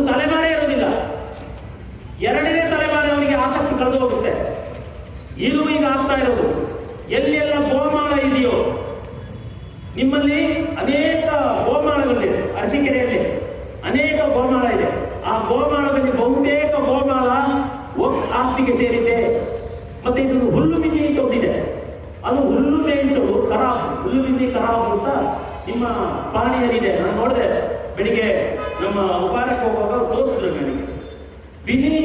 ಹುಲ್ಲುಗಿನ್ನಿ ತರಾವು ಅಂದರೆ ತರಾವು ಅಂತ ಹೇಳೋದು ಸರ್ಕಾರಿ ಆಸ್ತಿ. ನಮ್ಮ ಹಿಂದೆ ಗದ್ದೆಗಳಲ್ಲೆಲ್ಲ ಈ ಏರಿಗಳಿರ್ತಿತ್ತು ನೋಡಿ, ಈ ಏರಿ ಅಂದರೆ ನಡಿಲಿಕ್ಕೆ ಬದು ಆ ಬದುಗಳು ಆಕ್ಚುಲ್ ಸ್ವಂತ ಅಲ್ಲ. ನಮ್ಮ ಗದ್ದೆ ಮಧ್ಯದಲ್ಲಿರೋ ಗದ್ದೆ ನಮ್ಮ ಸ್ವಂತದ್ದು, ಬದುಗಳು ಸರ್ಕಾರ ಅಂದರೆ ಸಾರ್ವಜನಿಕರು ಯಾರು ಬೇಕಾದರೂ ಅಲ್ಲಿ ನಡಿಬಹುದು, ತಡೆ ಮಾಡೋಂಗಿಲ್ಲ. ನೋಡಪ್ಪ ಇದು ಈ ಬದುಗೆ ನಡಿಬೇಡ ಹೇಳೋದಿಲ್ಲ. ಅದಕ್ಕೆ ಅದನ್ನ ಪಾಣಿಯಲ್ಲಿ ಕರಾಬ್ ಅಂತ ತೋರಿಸಿರ್ತಾರೆ. ಇನ್ನು ಹುಲ್ಲು ಬಿನ್ನಿ ಕರಾಬ್ ಅಂದ್ರೆ ದನಗಳಿಗೆ ಹುಲ್ಲು ಮೇಯಿಸಲಿಕ್ಕೆ ಇಟ್ಟಂತ ಜಾಗ, ಅಂದರೆ ರೈತರಿಗೆ ಇಟ್ಟ ಜಾಗ, ಅದು ಈಗ ಒಕ್ಕೋಡಿನ ಆಸ್ತಿ. ಸಿಟ್ಟು ಬರ್ಬೇಕ ಬೇಡ? ಈ ಕಾನೂನು ಮಾಡಿದ್ದಕ್ಕೆ ಯಾವುದರಲ್ಲಿ ಹೋಗಿಬೇಕು, ಯಾವುದರಲ್ಲಿ ಹೋಗಿಬೇಕು ಈ ಕಾನೂನು ಮಾಡಿದವರು? ಹೇಳಿ, ಎಲ್ಲಿ ನಮ್ಮ ದೇವಸ್ಥಾನಗಳು? ಇವತ್ತು ಈ ಭಾರತದಲ್ಲಿ ಅತ್ಯಂತ ದೊಡ್ಡ ಆಸ್ತಿ ರೈಲ್ವೆ, ಅತ್ಯಂತ ದೊಡ್ಡ ಆಸ್ತಿ ರೈಲ್ವೆ, ಎರಡನೇ ದೊಡ್ಡ ಆಸ್ತಿ ಮಿಲಿಟರಿ, ಮೂರನೇ 140 ಕೋಟಿಯಲ್ಲಿ 100 ಕೋಟಿ ನಾವೇ. ಆದರೆ ನಮಗೆ ಭೂಮಿಯೇ ಇಲ್ಲ, ನಮಗೆ ಬೋರ್ಡೇ ಇಲ್ಲ, ಹಿಂದೂ ಹೇಳುವ ಬೋರ್ಡ್ ಕೂಡ ಇಲ್ಲ. ಸಿಟ್ಟು ಬರದಿದ್ರೆ ಅವನು ಸಣ್ಣ ಹೇಳಿ, ಯಾವ ಈ ಕಾನೂನು ನೋಡಿ ಬಂದಿರ್ತಾರೆ ಅವನು ಸಣ್ಣ ಅಲ್ಲ. ಸಿಟ್ಟು ಬರಬೇಕಾ ಬೇಡವಾ? ಕೆಚ್ಚು ಬರಬೇಕಾ ಬೇಡವಾ? ನಾವು ಹೇಳ್ಬೇಕಾ ಬೇಡವಾ ಹೇಳಿ? ಹಿಂದೂಗಳು ಎಷ್ಟು ಹೊತ್ತು ಮಲಗಿರ್ತೀರಿ, ಎಷ್ಟು ದಿನ ಹೀಗೆ ಮಲಗಿರ್ತೀರಿ? ಸುಖದ ನೋಡೋದು ಈ ನಾನು, ನನ್ನ ಹೆಂಡತಿ, ನನ್ನ ಮಗ, ಅವನ ನನಗೆ ಏನು ತೊಂದರೆ ಇಲ್ಲ. ನನ್ನ ಅಪ್ಪ ಮಾಡಿದ ಆಸ್ತಿ ಸ್ವಲ್ಪ ಇದೆ, ಮಗ ಒಬ್ಬ ವಿದೇಶದಲ್ಲಿದ್ದಾನೆ, ಕೇಳಿದ್ರೆ ದುಡ್ಡು ಕಳಿಸ್ತಾನೆ, ತೊಂದರೆ ಇಲ್ಲ. ಅದೊಂದು ಬದುಕ, ಅದು ನಾಯಿ ಬದುಕು, ಅದು ನಾಯಿ ಬದುಕು. ಬದುಕೆಂದರೆ ನಮ್ಮ ದೇಶ, ಬದುಕೆಂದರೆ ನಮ್ಮ ಭಾರತ ಮಾತೆ, ಬದುಕೆಂದರೆ ನನ್ನ ತಾಯಿ ನಾನು, ಬದುಕೆಂದರೆ ನನ್ನ ಕರ್ತವ್ಯ ಮಾತೆಯ ಮಡಿ. ಇದು ನಮ್ಮ ಬದುಕಾಗಬೇಕು, ಇದು ನಮ್ಮ ಉಸಿರಾಗಬೇಕು. ಇದಕ್ಕಾಗಿ ನಾವು ಬದುಕಬೇಕು. 462 ವರ್ಷದ ಬದುಕ, ಇನ್ನೊಂದು 7-8 ವರ್ಷದಲ್ಲಿ ಸತ್ತು ಹೋಗಬಹುದು. ಆದರೆ ಸತ್ತರೆ ಸಾಯಲಿ, ಭಾರತ ಮಾತೆಗೆ ಒಂದು 2 ಮಾತು ಹೇಳಿ ಅವಳ ಪಾದಕೆರೆಗೆ ಸತ್ತು ಬಿಡಬೇಕು ಅಂತ ನನ್ನ ಆಸೆ. ನನಗೆ ಮಿಲಿಟರಿಗೆ ಹೋಗ್ಲಿಕ್ಕೆ ಆಗಲ್ಲ, ಅಲ್ಲಿ ಹೋಗಿ ಸತ್ತು ಕೊಡ್ತೇನೆ ಅಂತ ಹೇಳೋದಕ್ಕೆ. ನನ್ನ ಅಣ್ಣವ ಸತ್ತು ಹೋದ, ಆದರೆ ಆತ ಸಾವಿನ ನೆನಪು ನನ್ನ ತಲೆಯೊಳಗಿದೆಯಲ್ಲ. ದೇಶಕ್ಕಾಗಿ ಸತ್ತರಲ್ಲ. ಇದೇ ಜನರಲ್ ತಿಮ್ಮಯ್ಯ, ಚೈನಾ ವಾರ ಆಯ್ತು. ಚೈನಾ ವಾರ ಆದಾಗ ಜನರಲ್ ತಿಮ್ಮಯ್ಯ ಅಂತ ಜನರಲ್ ಅವ್ರು ಹೋಗಿ ಜವಾಹರ್ಲಾಲ್ಗೆ, ಕೃಷ್ಣ ಮೆನನ್ ಅಂತ ಹೇಳುವ ಡಿಫೆನ್ಸ್ ಮಿನಿಸ್ಟರ್, ಅವನು ಕಮ್ಯುನಿಸ್ಟ್, ಫಾರಿನಲ್ಲಿ ಸುತ್ತಾ ಇದ್ದ ಅವನು ಕೃಷ್ಣ ಮೆನನ್, ಹೆಣ್ಣುಗಳ ಜೊತೆ ಡ್ಯಾನ್ಸ್ ಮಾಡ್ತಾ ಇದ್ದವನು ಪೋಲಿ, ಅವನು ನಮ್ಮ ಡಿಫೆನ್ಸ್ ಮಿನಿಸ್ಟರ್. ಜವಾಹರ್ ನೆಹರೂನ ದೋಸ್ತು, ಜವಾಹರ್ ಒಬ್ಬರ ಜೊತೆಗೆ ಡ್ಯಾನ್ಸ್ ಮಾಡ್ತಿದ್ರು. ಅವರ ಹೆಸರು ಲೇಡಿ ಮೌಂಟ್ ಬ್ಯಾಟನ್. ಅವರು ಡ್ಯಾನ್ಸ್ ಮಾಡ್ತಾರೆ. ಈ ಡ್ಯಾನ್ಸಿನ ಪರಿಣಾಮ ಏನಾಯ್ತು? ಚೈನಾ ವಾರಿಗೆ ಬಂದಾಗ ಜನರಲ್ ತಿಮ್ಮಯ್ಯ ಕೈ ಮುಗಿದು ಗೋಗಲಿದ್ದಾರೆ, ನೆಹರೂಜಿ ಡಿಫೆನ್ಸ್ಗೆ ಸ್ವಲ್ಪ ಹಣ ಇಡಿ, ಚೈನಾದವರು ನಮ್ಮ ಮೇಲೆ ಬರ್ತಾ ಇದ್ದಾರೆ, ನಮ್ಮ ಸೈನಿಕರಿಗೆ ಸರಿಯಾದ ಗ್ಲೌಸ್ಗಳಿಲ್ಲ, ನಮ್ಮ ಸೈನಿಕರಿಗೆ ಬೂಟ್ಗಳಿಲ್ಲ, ಹಿಮಾಲಯದಲ್ಲಿ ಓಡಾಡಲಿಕ್ಕೆ ಸರಿಯಾದ ವೆಪನ್ಸ್ಗಳಿಲ್ಲ. ಓಬಿರಾನದ ಈಗ ಎಳೆದೆಳೆದು ಹಾರದ ತುಪಾಕಿ ಹಾರದ ಪತ್ರಗಳಿರೋದು, ಮಾಡರ್ನ್ ವೆಪನ್ಸ್ ಇಲ್ಲ, ಬೂಟ್ ಇಲ್ಲ, ಕೈಗೆ ಗ್ಲೌಸ್ ಇಲ್ಲ, ತಲೆಗೆ ಶಿರಾಶಸ್ತ್ರ ಇಲ್ಲ. ಒಂದಷ್ಟು ಹಣ ಇಡಿ. ಹೋಗಲ್ದಾಗ ಅದೇ ಡಿಫೆನ್ಸ್ ಮಿನಿಸ್ಟರ್ ಮೆನನ್ ಹೇಳಿದ್ರು, ಅವನಿಗೆ ಯುದ್ಧದ ಹಂಬಲ, ಜನರಲ್ ತಿಮ್ಮಯ್ಯನಿಗೆ ಬೇರೆ ಕೆಲಸ ಇಲ್ಲ ಕೊಡವನಿಗೆ, ಅವನಿಗೆ ಯುದ್ಧದ ಹಂಬಲ ಇದ್ರು. ಏನಾಯ್ತು ಅಂದ್ರಪ್ಪ? ಸಿವಿಯರ್ ಆಗಿ ಭಾರತ ಸೋತಿತು. ಸಾವಿರಾರು ಲಕ್ಷಾಂತರ ನಮ್ಮ ಯೋಧರು ಸತ್ತು ಹೋದರು, ನಿಡಿತಗಳಂತೆ ಸತ್ತು ಹೋದರು. ನಾಚಿಕೆ ಆಗಲಿಲ್ಲ ನೆಹರುಗೆ, ಬಾಯಿ ಎಂದರು. ಆಗ ಹೇಳಿದ್ರು, ಆಗ ಕೃಪಲಾನಿ ಕೇಳುವವರೊಬ್ಬರು, ನೀವು ನೆನಪಿರ್ಬೋದು, ಕೃಪಲಾನಿ ಕೇಳುವವರು ನಮ್ಮ ಸಂಸತ್ತಿನಲ್ಲಿ ಒಬ್ಬ ಹಿರಿಯ ಸದಸ್ಯರಿದ್ದರು. ಅವರು ಇದನ್ನು ಟೀಕೆ ಮಾಡಿದರು. ನೆಹರೂಜಿ ಏನಾಗುತ್ತೆ ಇದು, ಭಾರತಕ್ಕೆ ರಕ್ಷಣೆ ಇಲ್ಲ, ಬಿಡಿ ಅದೇನು ಅಲ್ಲಿ ಹುಲ್ಲು ಬೆಳೆಯೋದಿಲ್ಲ ಬಿಡಿ ಅಂದರು. ಆಗ ಕೃಪಲಾನಿ ಹೇಳಿದ್ರು, ನಿಮ್ಮ ತಲೆಯನ್ನು ಕೂದಲಿಲ್ಲ ಕತ್ತರಿಸಿ ಅವ್ರು ನೋಡ್ತಾರೆ. ಇವರು ನಮ್ಮ ಅಧ್ಯಕ್ಷರ ಗಾಂಧಿ ಕ್ಯಾಪ್ ಆಗ್ತಾ ಇದ್ದಾರೆ ಅಷ್ಟೇ, ಕ್ಯಾಪ್ ಗೆದ್ರೆ ನೋಡ್ತಾರೆ. ಹಾಗೆ ಅಲ್ಲಿ ಹುಲ್ಲು ಬೆಳೆಯೋದಿಲ್ಲ ಭಾರತದ ಗಡಿಯಲ್ಲಿ, ನಿಮ್ಮ ತಲೆಯನ್ನು ಕೂದಲು ಬೆಳೆಯುವುದಿಲ್ಲ ಬಾಯಿ ಮುಚ್ಚಿಕೊಂಡಿದ್ದರು ಈ ಜವಾಹರ್ಲಾಲ್ ನೆಹರು. ಅವರ ವಂಶಾಧಾರಿತವಾಗಿ ಭಾರತವನ್ನು ಮುಸ್ಲಿಂ ತುಷ್ಟೀಕರಣ ಮಾಡಿ ಬಲಿ ಕೊಟ್ಟಿದ್ದಾರೆ. ಅದರ ಪಾಪದ ಫಲವನ್ನು ನಾವು ಅನುಭವಿಸಿದ್ದೇವೆ. ಮಹಾತ್ಮ ಗಾಂಧೀಜಿಯವರ ಮುಸ್ಲಿಂ ತುಷ್ಟೀಕರಣದಿಂದ ನಾವು ಬಲಿಯಾಗಿದ್ದೇವೆ. ಇದರ ಪಾಪವನ್ನು ನಾವು ಅನುಭವಿಸ್ತಾ ಇದ್ದೇವೆ. ಎಲ್ಲ ನೋಡಿ, ಯಾವುದಾದ್ರೂ ಸರ್ಕಾರಿ ಸೌಲಭ್ಯಗಳು ಯಾರು ಹೆಚ್ಚಿರ್ತಾರೆ? ಒಂದು ಸರ್ಕಾರಿ ಆಸ್ಪತ್ರೆಗೆ ಹೋಗಿ ಯಾರು ಹೆಚ್ಚಿರ್ತಾರೆ? ಎಲ್ಲ ಸೌಲಭ್ಯಗಳನ್ನು ಮೊದಲು ತಗೊಳ್ಳೋದು ಅವರು. ಕೇಂದ್ರದಲ್ಲಿ ಮೋದಿ ಬೇಡ, ಆತ ಕೊಟ್ಟ ಸವಲತ್ತು ಬೇಕು, ಎಲ್ಲ ಬೇಕು. ಬಾಚಿಕೊಳ್ಳೋದು ಅವರೇ. ನಮ್ಮ ಹೆಣ್ಣು ಮಕ್ಕಳು 2,000 ತಗೊಳ್ಳೋದು ಹಿಂದೆ ಮುಂದೆ ನೋಡ್ತಾರೆ. ಅವರಲ್ಲಿ ತೆಕ್ಕೊಳ್ಳೋದು ಅವರು ಯಾರು ಅಂತ ಕೇಳಿ ನೋಡಿ.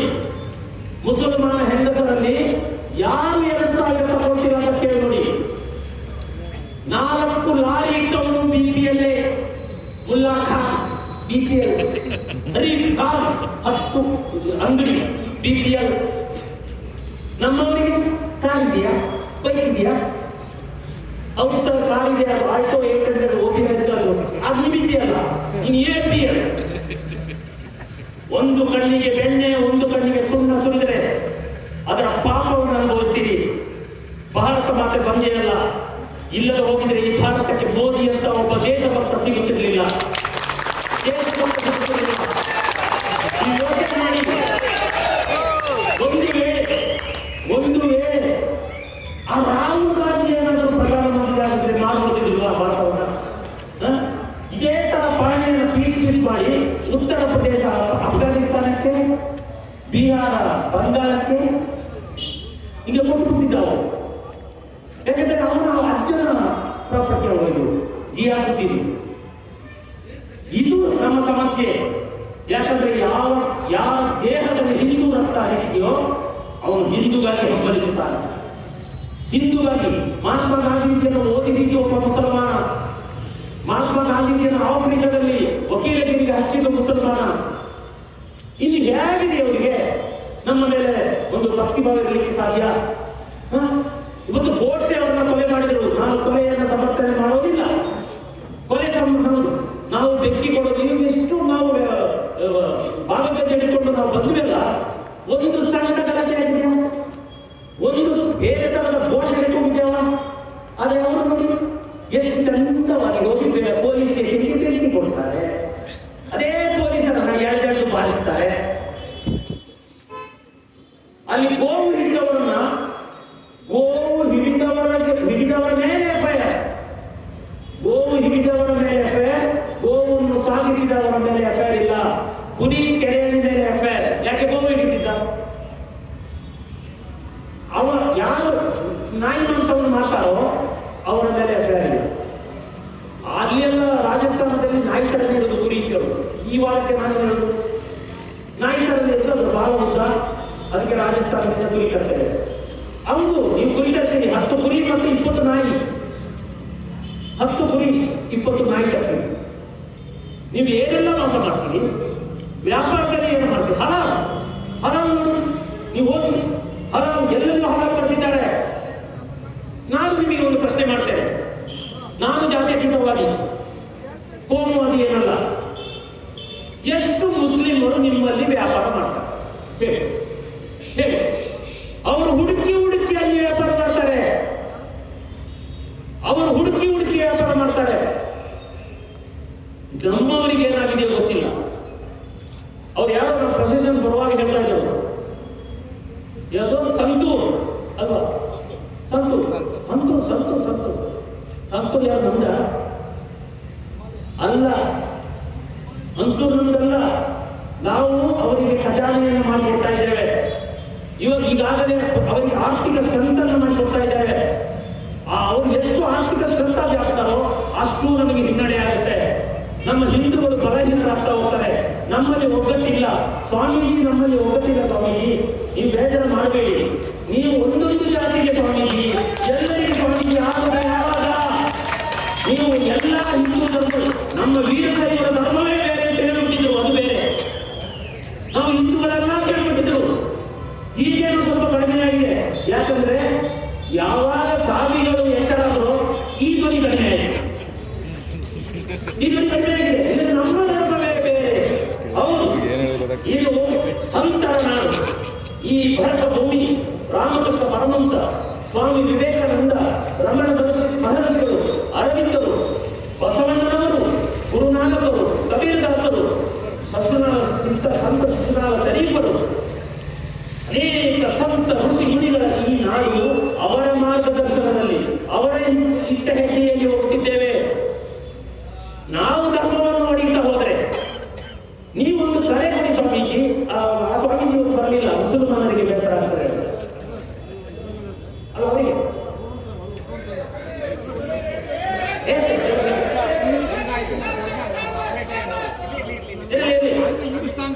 ಇಲ್ಲಿ ನೋಡಿ, ಇಲ್ಲೇ ಇದೆ. ನಾನು ಹೇಳ್ತಾ ಇದ್ದೇನೆಂದ್ರೆ ಹಿಂದೂಗಳಲ್ಲಿ ಹಿಂದೂ ಧರ್ಮ ಅಂತ ಹೇಳೋದು ಗಟ್ಟಿ ಆಗುತ್ತಿದ್ದಾರೆ.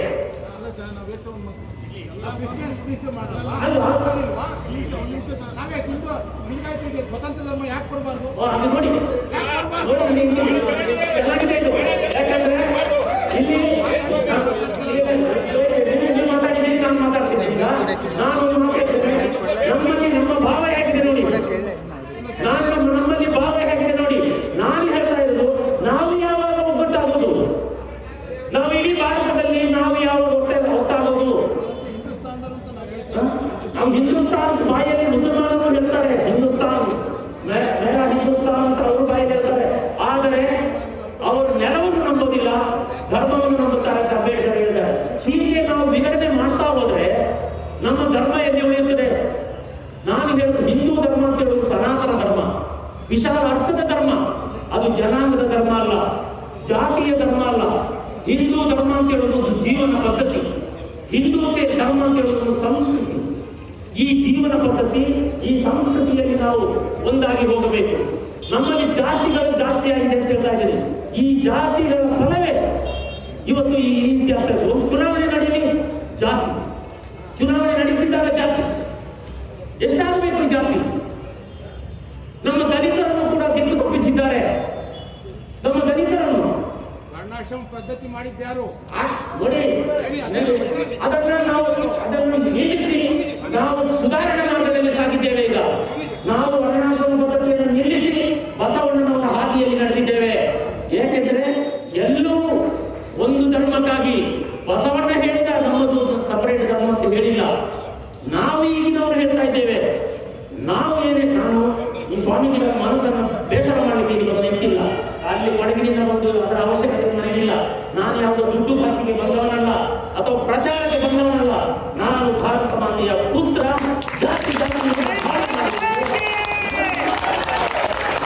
ವಿವೇಕಾನಂದರಾಗಿ, ನಮ್ಮೆಲ್ಲ ಸ್ವಾಮೀಜಿಗಳು ವಿವೇಕಾನಂದರಾಗಿ, ವಿವೇಕಾನಂದರ ಆದರ್ಶವನ್ನು ಪಾಲಿಸಿ ಹಿಂದೂ ಧರ್ಮಕ್ಕಾಗಿ ವಿವೇಕಾನಂದರು ಅಂತಾರಾಷ್ಟ್ರೀಯ ಮಟ್ಟದಲ್ಲಿ ಧ್ವನಿ ಎತ್ತಿದ್ದಾರೆ.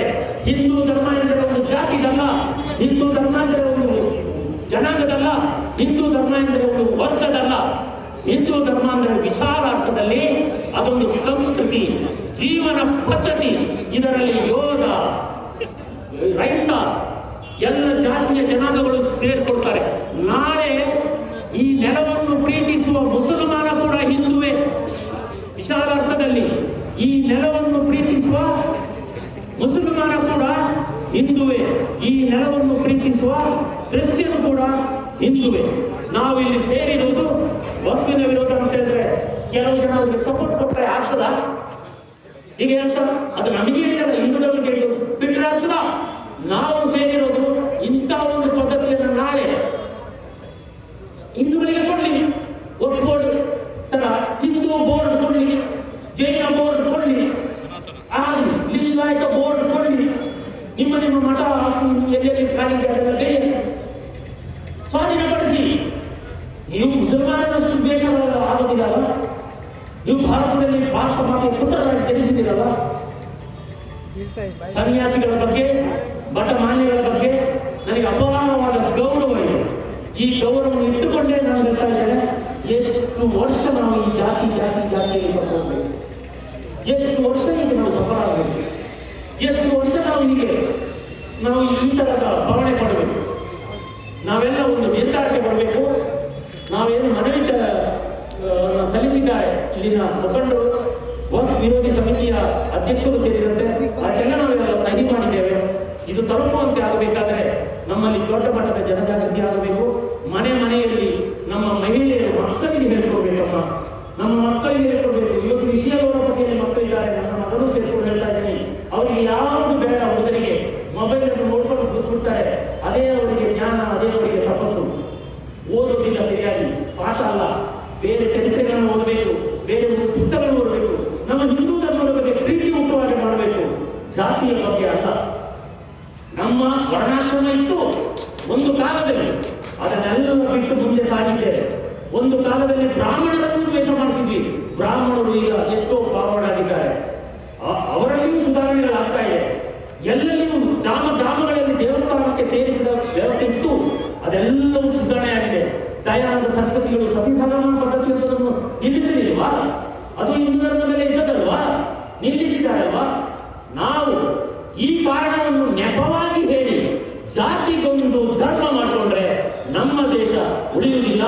ಭಾರತ್ ಮಾತಾ ಕಿ, ಭಾರತ್ ಮಾತಾ ಕಿ, ಭಾರತ್ ಮಾತಾ ಕಿ.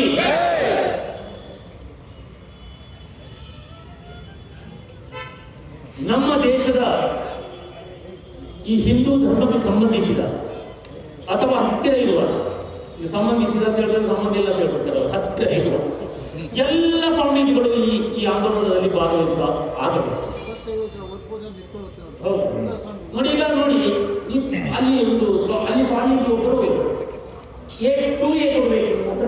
ಅವರ ಬೇಡಿಕೆ, ಅದನ್ನು ನಾವು ಅನ್ನೋದಿಲ್ಲ, ಬೇಡಿಕೆ ಸಲ್ಲಿಸಲಿ. ಯಾರ್ಯಾರೋ ಬೇಡಿಕೆ ಸಲ್ಲಿಸ್ತಾರೆ, ಅವರಿಗೆ ಪೊಲೀಸರು ಚೆನ್ನಾಗಿ ಬಿಟ್ಟರಲ್ಲ, ಆ ನೋವು ಎಲ್ಲ ಸ್ವಾಮೀಜಿಗಳಿಗೂ ಆಗ್ಬೇಕಲ್ವಾ? ಆ ಸ್ವಾಮೀಜಿ ಬಿಟ್ಟಿದ್ದು ನನಗಲ್ಲ, ಎಲ್ಲ ಸ್ವಾಮೀಜಿಗಳಿದ್ದಾರೆ. ಈ ನೋವು ಇದೆಯಲ್ಲ, ಇದು ಲಾಟರಿ ಹೇಟಿಗಿಂತ ಮಾರಣಾಂತಿಕ ಹೇಟಿ ವಸ್ತು. ಇದು ಸ್ವಾಮೀಜಿಗಳಿಗಲ್ಲ, ಎಲ್ಲ ಹಿಂದೂ ಧರ್ಮೀಯರಿಗೆ ಬಿದ್ದ ಹೇಟು. ನಾವು ವಿರೋಧಿಸೋಣ, ಒಗ್ಗಟ್ಟಾಗೋಣ, ಭಾರತ ಮಾತೆಯನ್ನ ಕಾಪಾಡಿಕೊಳ್ಳೋಣ. ನಾವು ಈ ತಾಯಿಯನ್ನು ಮಾತೆ ಎಂದು ಕರೆದವರು, ಅವರು ನೇರವಾಗಿ ಜನಗಣ ಮನ ಕೂಡ ಹಾಡೋದಿಲ್ಲ, ಏಕೆಂದರೆ ಅಲ್ಲಿ ದೇವರ ಸ್ತುತಿ ಇದೆ.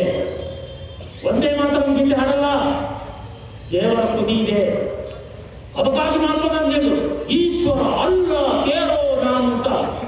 ಯಾವುದು ಹಂಗಿರ್ಲಿಲ್ಲ, ಅದು ಈಶ್ವರ ಜಾನಕಿ ಕೇಳೋ ನಾವು ಅಂತಿದ್ದು. ಅದೊಂದು ಸಿನಿಮಾದ ಹಾಡು, ಹನುಮಂತ ಹಾಡುವ ಹಾಡಾಗಿದ್ದು, ಸಿನಿಮಾದ ಹಳೆಯ ಚಿತ್ರಗೀತೆ. ಅದರಲ್ಲಿ ಈಶ್ವರ ಜಾನಕಿ ಕೇಳೋ ನಾವು ಅಂತಿದ್ದದನ್ನ ಗಾಂಧೀಜಿ ಈಶ್ವರ ಅಲ್ಲ ಯಾವನಾದ್ರೂ ಒಬ್ಬ ಮುಸಲ್ಮಾನ ಹಾಡಿದ, ಒಬ್ಬ ಹಾಗೆ ಆಗಲಿಲ್ಲ. ಅಂತೂ ಒಂದು ಪ್ರೀತಿ, ವಿಪರೀತ ಪ್ರೀತಿ ಇರಲಿ. ಈ ಪ್ರೀತಿಯ ಫಲ ನಾವೀಗ ಅನುಭವಿಸ್ತಾ ಇದ್ದೇವೆ. ನನ್ನ ಮನೆಯ ಸುತ್ತಮುತ್ತಲೂ ಇದೇ ಹಾವಳಿ. ಮಾಜಿ ಯೋಧನ ಮಾವ ಏನು ಆಸ್ತಿ ಕೊಟ್ಟದ್ದು, ಆ ಹುಡುಗಿಗೆ ಗೊತ್ತಾಗಿಲ್ಲ, ಅದು ಒಬ್ಬ ಆಸ್ತಿ ಅಂತೇಳಿ ಅವರು ನೋಟಿಸ್ ಕೊಟ್ಟಿದ್ದಾರೆ. ಗೂಂಡಾಗಳು ಅವರ ಮನೆಗೆ ಬಂದು ಬೆದರಿಸಿದಾಗ ಅಲ್ಲಿಯ ಸ್ಥಳೀಯ ಕೊಡವರು ಹೋಗಿ ಆ ಗೂಂಡಾಗಳನ್ನು ಓಡಿಸಿದ್ದಾರೆ. ನೀವು ಮೊದಲು ಯಾವುದಾದ್ರೂ ಆಸ್ತಿ ಅವರು ಕಾಲಿ ಇಡಲಿಕ್ಕೆ ಬಂದರೆ ಒಂದು ಓಡಿಸಿ ಜಮೀರ್ ಖಾನ್ ಹೋಗಿ ಕೇಳಿ, ಒಬ್ಬ ಮಂತ್ರಿ ಜಮೀರ್ ಖಾನ್ ಹೋಗಿ ಕೇಳಿ, ಅನಾವಶ್ಯಕವಾಗಿ ನಮ್ಮ ಆಸ್ತಿ ಅಂತ ಏನಾದರೂ ಈ ಗ್ರೀನ್ ಫ್ಲಾಗ್ ಅನ್ನು ಹಾಕಲಿಕ್ಕೆ ಬಂದರೆ ಅವರನ್ನು ಓಡಿಸಿ. ಈ ನಾಡು ಹಿಂದೂ ಧರ್ಮದ ನಾಡು, ಈ ನಾಡು ಸಂತರ ನಾಡು, ಈ ನಾಡು ಋಷಿ ಮುನಿಗಳ ನಾಡು. ಅವರ ಪ್ರಭಾವದಿಂದ ನಾವಿದ್ದೇವೆ.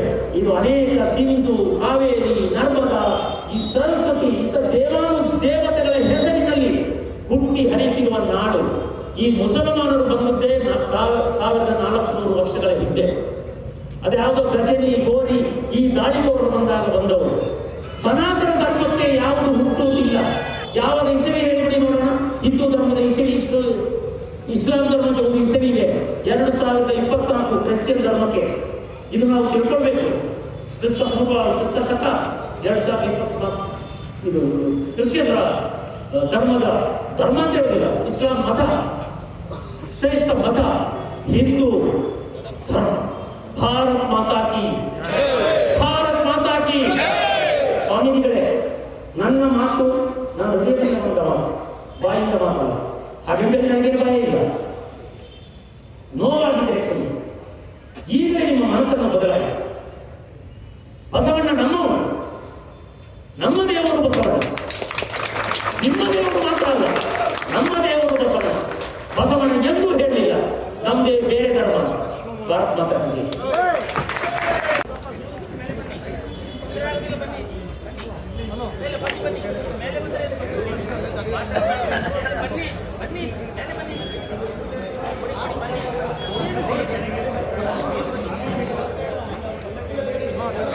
ಸರ್ ಪ್ಲೀಸ್ ದಯಮಾಡಿ ನಮ್ಮ ಮನೆ ಮೇಲೆ ಬನ್ನಿ.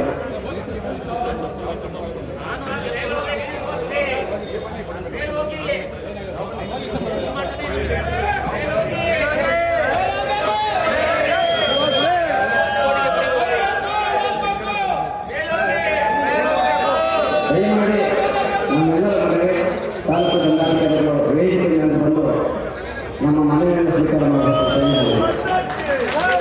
ವೇದಿಕೆಯಲ್ಲಿರ್ತಕ್ಕಂಥ ಎಲ್ಲ ಪೂಜ್ಯರು ಹಿರಿಯರು ಸಾಮಾನ್ಯ ತಾಲೂಕು ದಂಡಾಧಿಕಾರಿಗಳಿಗೆ ಮನವಿ ಪತ್ರವನ್ನು ಸಲ್ಲಿಸ್ತಾ ಇದೆ. ಮನವಿ ಪತ್ರವನ್ನು ಸ್ವೀಕರಿಸಿ ಸನಾತನ ಹಿಂದೂ ಧರ್ಮಕ್ಕೆ ಈ ಮನವಿ ಪತ್ರಕ್ಕೆ ಮನವಿಯನ್ನು ಸ್ವೀಕರಿಸಿದಂತಹ ಸನ್ಮಾನ್ಯ ತಾಲೂಕು ದಂಡಾಧಿಕಾರಿಗಳು ತಮ್ಮ ಅನಿಸಿಕೆಗಳನ್ನು ಕೂಡಿಸ್ಬಿಟ್ಟಿದ್ದೀವಿ. ಆ ಬಿಸಿಲಲ್ಲಿ ಕೂಡಿಸೋದು ದೊಡ್ಡ ತಪ್ಪು ಮಾಡಿದ್ದೀವಿ. ಮುಂದೆ ಕಾರ್ಯಕ್ರಮ ಆದ್ರೆ ಈ ಥರ ಕೆಲಸ ಮಾಡಲ್ಲ. ನಾವು ನಿಮ್ಮ ವ್ಯವಸ್ಥೆ ನೆರಳಲ್ಲಿ ವ್ಯವಸ್ಥೆ ಮಾಡುವಂಥದ್ದು ಮಾಡ್ತೀವಿ ಅಂತೇಳಿ ಭರವಸೆ ಕೊಡ್ತೀವಿ. ನಾನು ಹೇಳಕ್ಕೆ ಕೊಟ್ಟಿರೋದು ಒಂದೇ ಮಾತು ಏನು ಅಂದರೆ, ಕಾರ್ಯಪ್ಪನವರು ಒಂದು ಸತ್ಯವಾದ ಮಾತು ಹೇಳಿದ್ದಾರೆ. ಈ ರಾಜ್ಯದಲ್ಲಿ 10,000 ಮಠಗಳು, ಎಲ್ಲ ಧರ್ಮಗಳು ಸೇರಿ 10,000 ಮಠಗಳು. ಆ 10,000 ಮಠಗಳು ಹೊರಗೆ ಬಂದರು ಅಂತಂದ್ರೆ ಸರ್ಕಾರ ನಡಿಗೆ ಹೋಗುತ್ತೆ ಸ್ವಾಮಿ, ಸರ್ಕಾರ ನಡಿಗೆ ಹೋಗುತ್ತೆ. ನೀವೇನು ಬೇಲಿ ಹಾಕ್ಕೊಟ್ರಿ ಕಿತ್ತು ಹಾಕ್ರಿ ಬೇಯಿನ ಹೊರಗೆ ಬರ್ರಿ.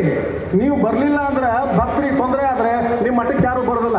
ನನಗೆ ಬಿಟ್ಕೊಡ್ರಿ ಸ್ವಾಮಿಗಳಾದವರು, ದಯಮಾಡಿ ಕ್ಷಮಾ ಮಾಡ್ರ ಹೇಳ್ದೆ ಅಂತ ಹೇಳಿ ಎಲ್ಲ ಜಗದ್ಗುರುಗಳು ಎಲ್ಲ ಸ್ವಾಮಿಗಳು ನಿಮ್ಮ ಪ್ರತಿಷ್ಠೆ ಪಕ್ಕಕ್ಕಿಟ್ಟು ನೀವು ಹೊರಗೆ ಬಂದು ಬರಲಿಲ್ಲ ಅಂತಂದ್ರೆ ನಿಮ್ಮ ಮಠಕ್ಕೆ ಯಾರೂ ಬರೋಲ್ಲ. ದಯಮಾಡಿ ಕ್ಷಮಾ ಮಾಡಿರಿ.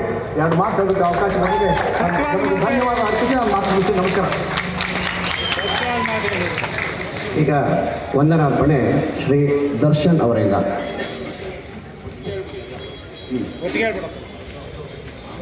ಆತ್ಮೀಯ ಬಂಧುಗಳೇ, ಈ ವಕ್ಫ್ ಕಾನೂನು ವಿರೋಧ ಪ್ರತಿಭಟನೆಯ ನೇತೃತ್ವ ವಹಿಸಿ ಈ ಕಾರ್ಯಕ್ರಮವನ್ನು ಯಶಸ್ವಿಗೊಳಿಸಿರುವ ವೇದಿಕೆ ಮೇಲಿರುವ ಎಲ್ಲ ಪೂಜ್ಯ ಸ್ವಾಮೀಜಿಯವರನ್ನು ವಂದಿಸುತ್ತೇನೆ.